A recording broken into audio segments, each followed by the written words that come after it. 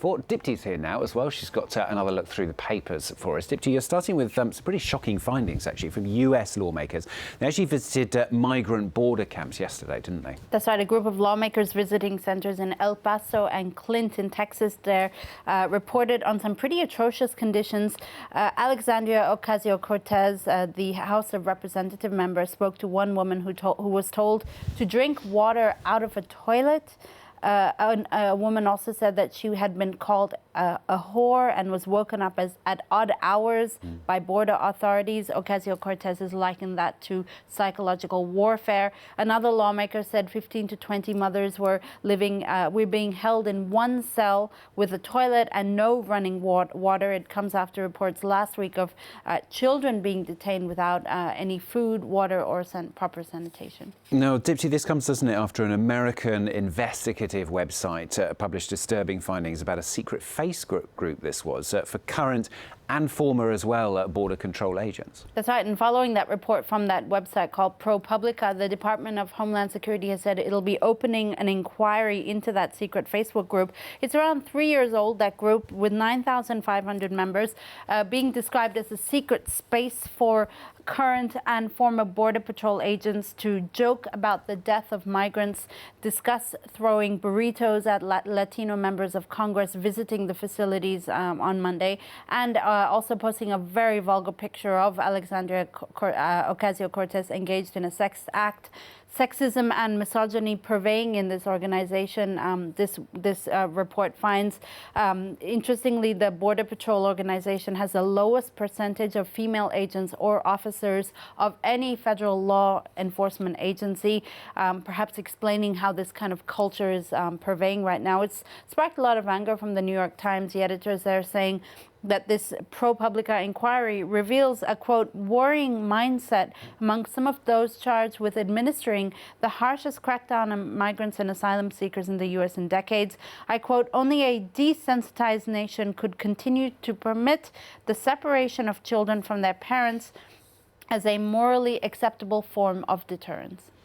Well, speaking of migrants, a Canadian cartoonist who penned a very scathing illustration critiquing Donald Trump's migrant policy says he's been laid off from his newspaper. From several newspapers, actually, because he had freelance contracts with multiple newspapers in Canada. It was this cartoon here, a viral depiction of Donald Trump golfing visibly in the Rio Grande as the bodies resembling that of the El Salvadoran father and daughter lay lifeless in the water. The president asking if they mind if he plays through them.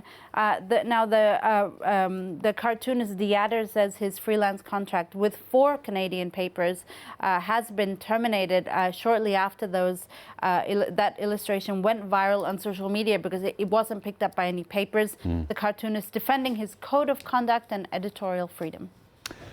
Now, a new NASA study has found that Antarctic sea ice is declining dramatically. It's left scientists rather puzzled as to why, though, hasn't it? That's right. It's not necessarily climate change. Now, scientists, so basically the sea ice in Antarctica expands and contracts regularly. And after years of expanding sea ice, the last 3 years has led to a dramatic decline of sea ice, according to new satellite analysis taken from NASA. They've stopped short of blaming climate change because they say it's too early to know if the shrinking is long-term or not.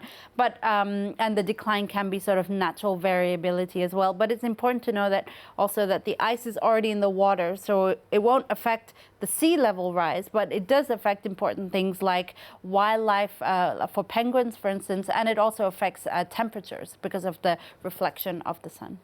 Let's cheer you up after that. Amazing story for you now. A new sports hero has emerged. This is in the women's first round of Wimbledon yesterday. Amazing pictures, this. I saw it. Yeah, amazing pictures. And honestly, I think nobody will care how far she goes. Obviously, we're hoping she goes far in Wimbledon, but if she doesn't go far, this itself is a huge feat. Her name is Cori Gauff. She's ranked 313th in the world. She had to qualify for Wimbledon. She's only 15 years old, but she managed to unseat a 5-time Wimbledon champion, Venus Williams, yesterday, as the Mirror Sport notes on its front page, game, set, cash. Sweet 15 indeed. She beat Venus Williams in straight sets, advancing to the second round round now. She grew up idolizing the Williams sisters and said she got into tennis because of them. Just to give you an idea of the generational gap, when Venus won her first 2 Wimbledon titles in the early 2000s, Cori Gauff was not yet born. Oh, so sweet. Finally from Dipti, a victory for Japanese culture. Kim Kardashian, you'll be glad to know, will not be naming her new line of spandex kimono. Kimono, that's right. It was a play on words of her own name, kimono. of course. She almost did, though. The reality TV star and aspiring lawyer clearly didn't think this one through. She was trying to trademark the name kimono last week for a new range of clothing and shapewear. Obviously, there was a lot of uproar on Twitter by a lot of Japanese people. There was the hashtag Kim Ono and a letter from the mayor of Kyoto about why she shouldn't trademark, the traditional ethnic dress of a whole country. That's an intrinsic part of Japanese culture. She's now backed down, much to everyone's surprise, and is renaming her line. We don't know what yet, so watch this space with bated breath. I'm sure you'll want to know. We'll probably be reporting on it in our press review.